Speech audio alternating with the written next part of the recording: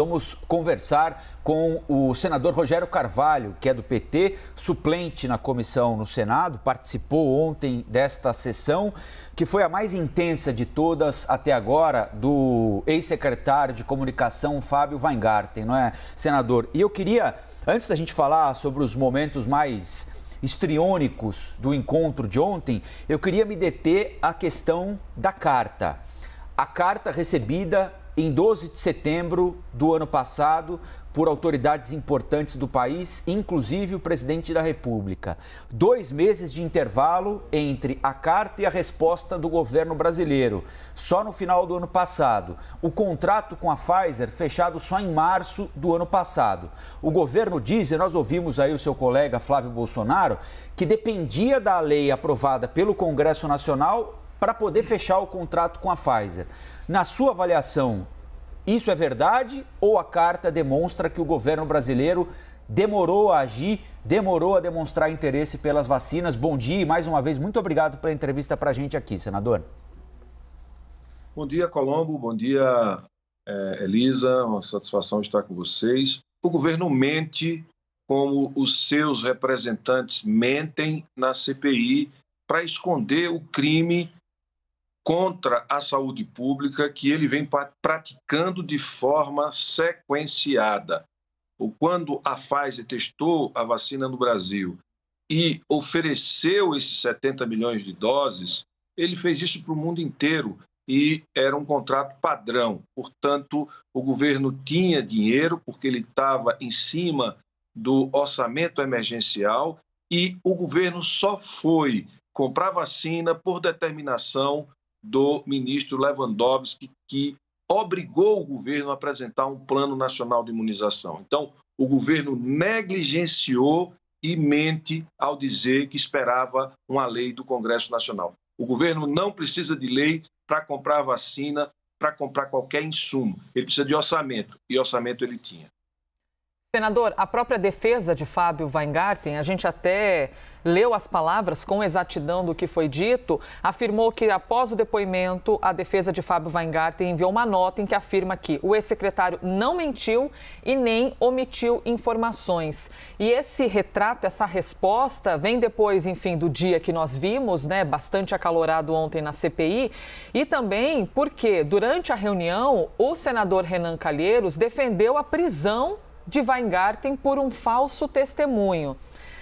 Eu gostaria que o senhor ressaltasse aqui, diante de tudo que foi dito, o que o senhor considera que pode ser um momento mais sensível e perigoso até para quem foi entrevistado ontem, o ex-secretário de Comunicação, diante de tudo que ele disse numa sessão que foi acabar depois que a noite já tinha chegado.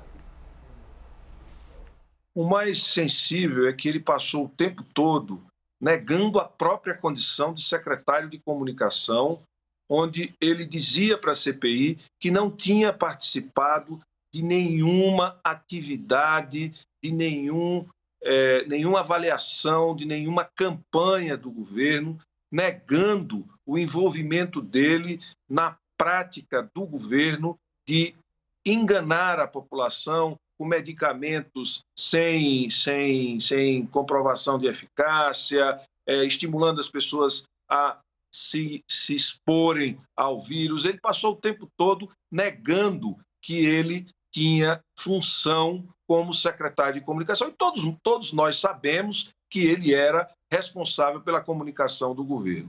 Outra mentira que ele contou é que ele disse que ele não participou de negociação com relação à vacina da Pfizer. Ele participou de todas as negociações e negou, dizendo que só encaminhou para que o presidente e outras pessoas pudessem resolver e definir preço, e definir contratação, etc, etc. Ele mentiu ao negar a sua própria condição de secretário de Comunicação e mentiu quando disse que não participou da negociação das vacinas, assim como mentiu dizendo que não tinha afirmado que o Ministério da Saúde tinha sido incompetente.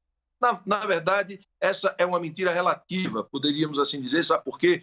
Porque o governo foi totalmente incompetente para a aquisição de vacinas. Aliás, o governo agiu de forma dolosa e criminosa, porque não orientou corretamente a população sobre a gravidade da pandemia e deixou a população exposta ao vírus para adquirir naturalmente imunidade. Isso é uma ação dolosa, porque o presidente sabia que não podia aglomerar, que tinha que usar máscara, que precisava de vacina, que não podia restringir a atuação de governadores e prefeitos para não aglomerar. Tudo isso o presidente fez sabendo que estava expondo a população ao risco. Portanto, o crime contra a saúde pública, o presidente da República é o maior responsável, e dentre eles, a não aquisição de vacinas no prazo certo. Agora nós precisamos trabalhar para provar o crime contra a vida, porque a ausência de vacinas neste momento levará milhares de brasileiros à morte, e a responsabilidade, como disse o doutor Gonçalo Vecina, é de quem conduz o país, quem toma a decisão, e a decisão é do presidente da República. Senador, no que é que o antigo CEO da Pfizer no Brasil, agora CEO da Pfizer na América Latina, pode ajudar vocês hoje? Bom, primeiro, passar para a gente as tentativas.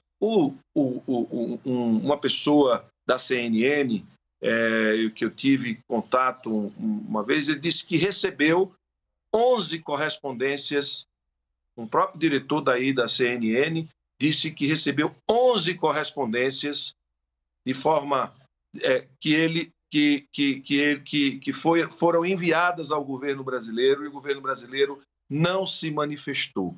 Então, nós estamos diante de um presidente que poderia ter adquirido 70 milhões de doses, já ter aplicado na população, toda a população de risco já estaria vacinada, nós já teríamos uma situação muito melhor, teríamos evitado milhares de mortes, e hoje a gente vai ter a comprovação de todos os fatos relacionados à Pfizer e à negligência do governo, porque, obviamente, eles não têm, quem é dirigente de multinacional não tem o que esconder, vai falar a verdade, deve apresentar a documentação que foi encaminhada ao governo.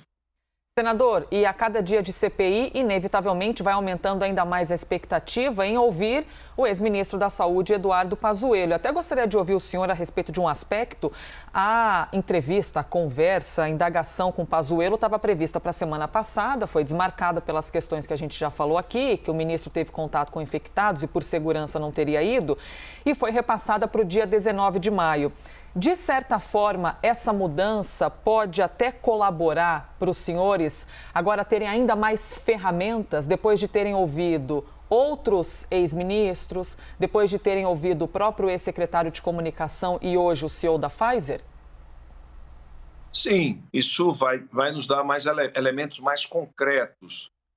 Apesar de que a atuação do Pazuello, ela é uma atuação que, ao longo do tempo, vai deixando provas da sua incapacidade para ser ministro da Saúde, e vai deixando a sua marca de negação da pandemia e da sua obediência cega ao presidente da República e à tese da imunidade de rebanho, aquela que não é adquirida pela vacinação em massa, mas pela exposição da população ao vírus, à infecção, à doença, e aí a aquisição de imunidade naturalmente. Isso é um crime contra a saúde pública. Ele deixou todas as marcas no Ministério de crime contra a saúde pública, ele como a maior autoridade do Brasil. Mas os fatos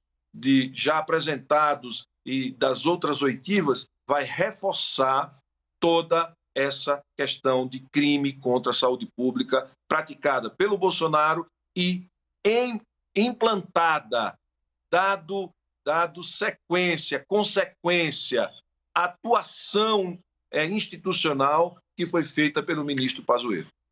Senador, passado o calor da discussão ontem, o senhor acha que a decisão tomada pelo senador Omar Aziz, presidente da CPI, de não atender pedidos de prisão em flagrante do depoente foi a mais acertada, pensando a longo prazo na CPI? Foi. Eu diria que sim. a gente está no começo de um trabalho, a gente precisa ter clima para poder tocar os trabalhos de forma mais harmônica, e a participação do Humberto Costa ao propor que fosse encaminhado ao Ministério Público o crime cometido pela testemunha, certo? Foi uma saída melhor, uma saída em que a CPI não cumpre um papel que o presidente não queria que ela cumprisse, que é de mandar prender ninguém sem ter um julgamento, sem ter algo mais consistente para levá-lo à prisão, se for o caso. E existe alguma chance, senador, do ex-secretário ser convocado novamente para prestar mais esclarecimentos a respeito de todos esses assuntos, apesar de que a sessão já durou muitas horas, mas existe alguma chance de terem ainda perguntas sem respostas? Tem muitas perguntas sem respostas. Por que o governo, de repente, passou a ter interesse na Pfizer? Por que o governo, de repente, se interessou em adquirir essa vacina e aprovou num rito praticamente sumário a sua aprovação? E por que ele se envolveu na negociação, sendo ele só o secretário de comunicação, que disse que não participava, que não conduzia as campanhas, que não tinha responsabilidade sobre os conteúdos das campanhas? Uma pessoa que se diz tão à parte e que, ao mesmo tempo, diz que é tão próximo ao presidente, por que ele participou das negociações? Qual o interesse dele de participar das negociações? Acho que ele deve ser convocado futuramente como depoente. A nossa analista de política, Basília Rodrigues, vai fazer uma pergunta ao senhor também, senador. Oi, Basília, bom dia. Oi, tudo bem? Colombo e Elisa, muito bom dia. Senador, também bom dia a todo mundo que está no Novo Dia. Entender o que a sessão de hoje nos aguarda, né? O que a sessão de hoje pode nos oferecer, além do depoimento aí do executivo da Pfizer. A comissão pode aprovar o requerimento de quebra de sigilos do ex-secretário de Comunicação, Fábio Weingarten, levando em consideração o pedido que foi feito pelo senador Alessandro Vieira? Acho que deve quebrar o sigilo dele. E o que nós esperamos hoje é que sejam revelados os fatos que provam a negligência do governo em combater a pandemia da forma correta, em garantir imunidade de rebanho da forma correta, através da imunização em massa e não largando a população à própria sorte para se contaminar e adquirir naturalmente a imunidade. Então, hoje, nós vamos ter a oportunidade de ter dados objetivos da negligência do governo de não se interessar e adquirir doses de um imunizante que é um dos mais eficazes que nós temos no mercado hoje. O que vocês esperam descobrir a partir das quebras de sigilo telefônico, bancário, fiscal e telemático de Weingarten? O quanto ele se envolveu na compra dessas vacinas, o quanto ele participou das negociações, por que ele se interessou, se é que ele se interessou. Diz ele que foi por uma questão de interesse público, mas será que foi por interesse público ou será que foi por outros interesses? A questão é que a correspondência chegou no dia 12 de setembro e não foi uma correspondência e não foi para uma autoridade. Não é possível que o Weingarten tenha convencido o presidente antes mesmo do presidente ser obrigado a adquirir vacina por força de determinação do STF e decisão do ministro Lewandowski. Então, é preciso que ele explique por que essa vontade tardia, porque ele já sabia dessa correspondência desde o dia 9 de setembro, segundo ele, só dia 12 que ele tomou conhecimento, e aí resolveu todos os problemas em relação à Pfizer. Essas respostas e essas questões estão em aberto. Qual o interesse? Quem mais está envolvido nesse interesse repentino pela aquisição da vacina? Veja, deveria ter sido adquirida e feito o contrato em setembro, quando a Pfizer tinha disponibilidade do imunizante para entregar o mais rápido possível no início do ano, e nós teríamos salvado centenas de milhares de brasileiros que morreram de uma morte que poderia ser evitada. E isso não é um crime só contra a saúde pública, isso é um crime contra a vida. E é preciso que a CPI avance na investigação desse crime contra a vida, que é o mais importante que a gente precisa provar para a sociedade. Nós ouvimos aqui na CNN Brasil o senador Rogério Carvalho, do PT, integrante da CPI da pandemia. Senador, mais uma vez, obrigado pela entrevista e bom trabalho ao senhor a partir de daqui a pouquinho na CPI, 9 horas da manhã. Obrigado, Colombo. Obrigado, Elisa. Um grande abraço a vocês.